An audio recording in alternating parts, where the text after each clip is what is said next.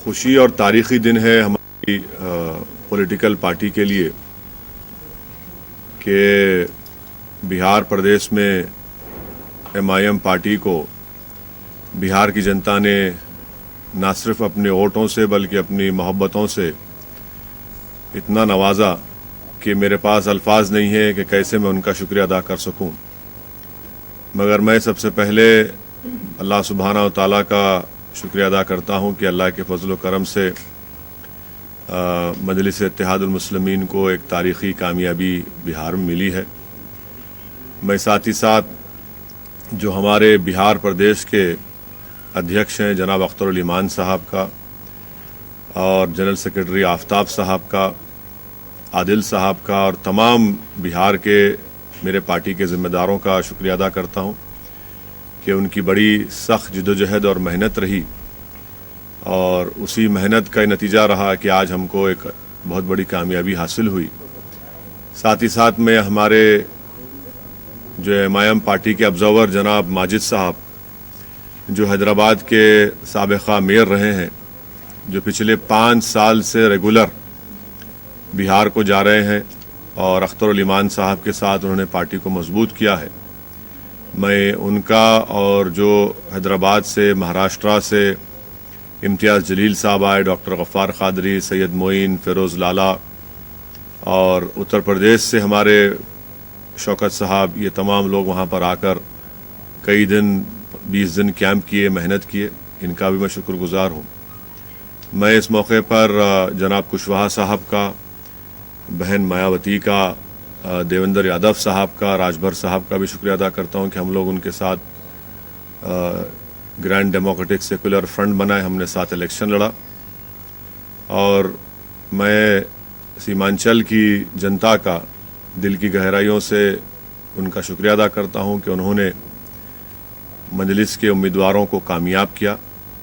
और मैं उनको तयक़ुन देना चाहता हूं कि हमने हमेशा इस बात को कहा है कि जब हमने बिहार में अपनी सियासी सफ़र का आगाज़ किया तो हम इस बात का वादा किए थे और आज भी हम ये कह रहे हैं कि हम सीमांचल से इंसाफ कराएंगे। सीमांचल की सरजमीन पर बसने वालों से पिछले 60 साल से इंसाफ नहीं हुआ। वो न सिर्फ बिहार बल्कि पूरे भारत का सबसे पिछड़ा इलाका है। इसीलिए सीमांचल से इंसाफ की लड़ाई ये जारी रहेगी और जो हमको सीमांचल की जनता ने हमारे उम्मीदवारों को वहाँ पर विधायक बनाया है, इंशाअल्लाह ताला हम उनके भरोसे पर पूरा उतरने की कोशिश करेंगे। जो वहाँ के मसाइल हैं, जो वहाँ का बैकवर्डनेस है, जो वहाँ पर बाढ़ आने के बाद जो ज़मीन कटती है, वहाँ पर स्कूल, डिग्री कॉलेजेस नहीं है, अस्पताल नहीं है, ये सब चीज़ें हैं जिस पर हमको हमारे पूरे विधायक मिलकर इस पर पूरी कोशिश करेंगे। और जो भरोसा और एतमाद हम पर किया गया है, हम इंशाअल्लाह ताला उसकी पूरी मेहनत करेंगे और जो हमने आवाम से वादे किए थे उसको पूरा करने की हम पूरी कोशिश करेंगे। मैं फिर से बिहार प्रदेश की जनता का शुक्रिया अदा करता हूँ। आपने हमको अपनी मोहब्बतों से, अपने आशीर्वाद से, अपने वोटों से नवाजा है। हम 21 कैंडिडेट खड़ा किए थे और उसमें से 5 कामयाब हुए हैं। जहाँ पर हमको कामयाबी नहीं मिली, हम वादा कर रहे हैं कि हम फिर से वहाँ पर जाएंगे। क्यों हमको नाकामी हुई, उसकी क्या वजूहात हैं, उसको हम अपनी कमज़ोरियों को दूर करेंगे और बिहार में हम एक इससे ज़्यादा हम एक बड़ी पॉलिटिकल फोर्स बनने की पूरी कोशिश करेंगे। मैं साथ ही साथ बिहार की जनता का भी शुक्रिया अदा करता हूँ कि उन्होंने इस कोरोना के वायरस के दौरान भी निकल कर अपने वोट का इस्तेमाल किया। ये बड़ा ही उनका बेबाकी का काम था और बड़ा ही बहादुरी से उन्होंने निकल कर भारत की जमहूरियत को, बिहार के जमहूरियत को इलेक्शन में हिस्सा लिया। मैं उनका भी शुक्रिया अदा करता हूँ। सर, ये जैसे आपने बिहार से आमद की थी अपनी, उस सीट को, किशनगंज की सीट को आप हार गए, क्या कहेंगे? मैंने जैसा कहा अभी कि यकीनन कोई ना कोई कमज़ोरी होगी, खामी होगी, जिसकी वजह से हमने वहाँ की आवाम का एतमाद हासिल नहीं कर सके। इस पर हम बैठकर बात करेंगे जनाब कमरुल्लाह साहब से और उन कमज़ोरियों को दूर करेंगे और इंशाअल्लाह ताला हम दोबारा उस सीट को, उस पर कामयाबी हासिल करेंगे। सर, कि मध्य प्रदेश में तो मैं नहीं लड़ा, मैं क्या उड़ के गया था मध्य प्रदेश को? गुजरात में नहीं लड़ा। कैसे हार गए भाई? कर्नाटका हार गए। कितना बोले आप? बोलिए, मुझे फर्क नहीं पड़ता। नहीं, भाई सुनिए, देखिए, आप अगर कोई ये समझ रहा है कि भारत में सीमांचल का वोटर किसी का गुलाम है या नौकर है, तो हम उसके जहन के जालों को साफ कर दिए हैं। अभी वोटर सुप्रीम है, वोटर किसी का होस्टेज नहीं है। जो किसी को पसंद करेगा उसको वोट देगा। अगर कोई ये कहता है कि तुम क्यों लड़े, अरे मैं लड़ूंगा भाई, बंगाल लड़ूंगा, यूपी लड़ूंगा, भारत का हर इलेक्शन लड़ूंगा।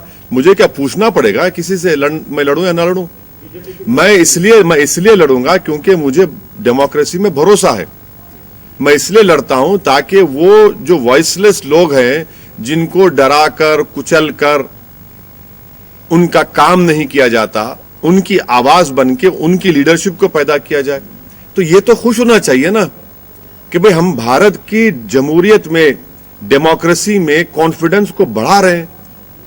क्यों लड़े, कैसे लड़ना, क्या भाई मैं किसी के मातहत काम नहीं करता। मेरी पार्टी है, मुझे इख्तियार है अपनी पार्टी को फैलाने का। 5 साल पहले हम 6 सीट पे लड़े थे, एक में भी कामयाबी नहीं मिली। तब किसका नुकसान हुआ, किसका फायदा हुआ? झारखंड में लड़ा, 1 सीट नहीं जीत पाया, किसका नुकसान, किसका फायदा हुआ?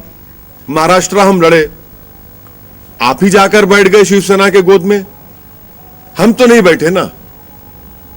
तो ये जो अपने आप को ये समझते हैं कि बस हम ही जिंदा रखें सेकुलरिज्म को, हम उनसे कहना चाह रहे हैं कि भाई साहब बस करिए, आप नहीं जिंदा रखें सेकुलरिज्म को।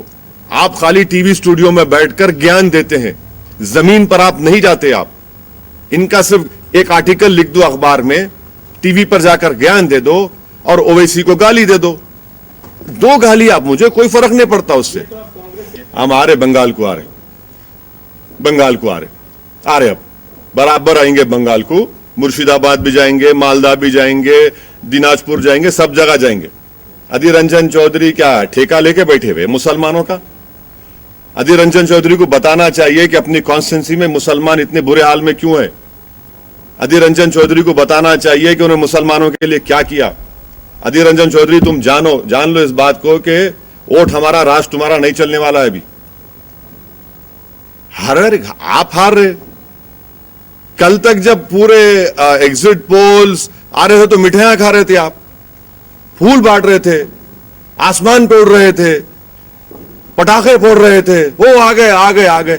अरे 70 सीट दिए ना, क्या किया आपने वो तो बता दो। क्या मैंने मैं आपको एक वाकया शेयर कर रहा हूं। जब ये आखिरी दिन का कैंपेन खत्म हुआ 5 तारीख को, तो मेरी एक मीटिंग थी कोचादामन में।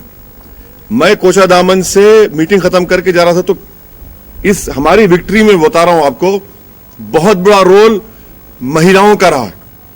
मैं अपनी लाइफ में इतनी पब्लिक मीटिंग्स किया हूं, मगर एक पब्लिक मीटिंग में इतनी बड़ी तादाद में महिला आते थे कि गैर मामूली, और यकीनन मैं कह रहा हूं कि उनका बहुत बड़ा रोल रहा। जब मैं लास्ट मीटिंग करके जा रहा था तो मेरे को उन महिलाओं ने रोका कि सेल्फी लेना है। बोले बराबर लीजिए, और मैं भी चाह रहा था कि सेल्फी लिए। उसके बाद एक महिला ने मुझसे कहा कि वैसी तुम्हारे बारे में बहुत अनाप शनाप बोल रहे हैं ये लोग, इनको 7 तारीख को हम बताएंगे, और तुम देखना जब वो डब्बा खुलेगा इसका जवाब हम दे देंगे। देख लीजिए आप, बागडोरा एयरपोर्ट पर मैं गया, मेरे को रोककर वहां पे महिलाओं ने कहा कि हम दिल्ली जा रहे हैं मगर वापिस आएंगे, बड़ा अनाप शनाप तुम्हारे बारे में कहा है।